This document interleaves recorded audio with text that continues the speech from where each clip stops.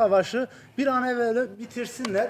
Pîrû dedeyên Baweriya Rêya Heq ji bo rawestandina şerê di navbera dewleta Tirkiye û PKK de rawestin li hev civiyan. Di civîna ku li cemxaneya Dêrsimê pêk hate peyayên dînî yê Baweriya Rêya Heq bang li her du aliyan kir ku destên xwe ji tetikên tifingan bikişînin. Yürü alekber de haber şannemat nevra cemeviye Tunceli'ye.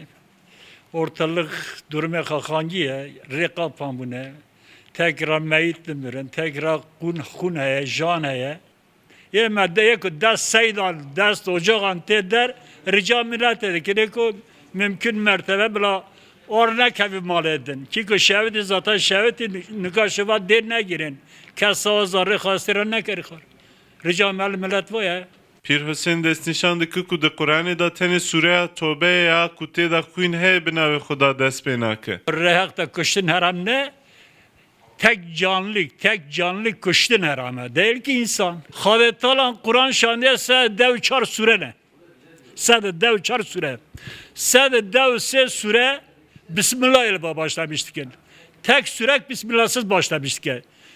Tövbe suresi. Çima Bismillahsız? Lüvedere kolak kan he. Hazreti Ali Ragot ko her eve Rabbi ko diskirin piskirin.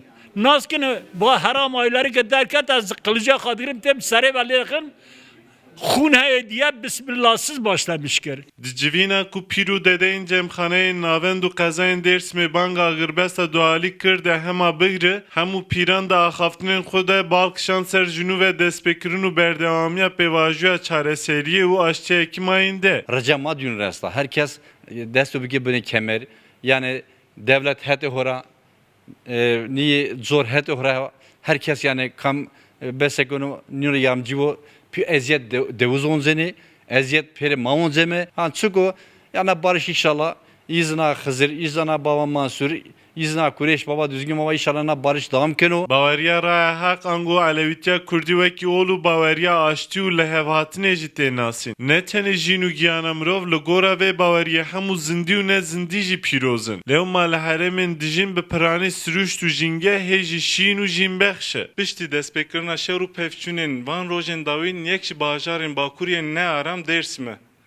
Pîr û dedeyên Kurdên Alewî ango bawermendên Rêya Heq ji PKK û devletê ji her du aliyan daxwaz dike ku destên xwe ji tetikan bikişînin û dawî li şer bînin, her çi pirsgirêkê wan hey li ser masê çareser bikin. Serkan İnce, Ruzaw ji cemxaneya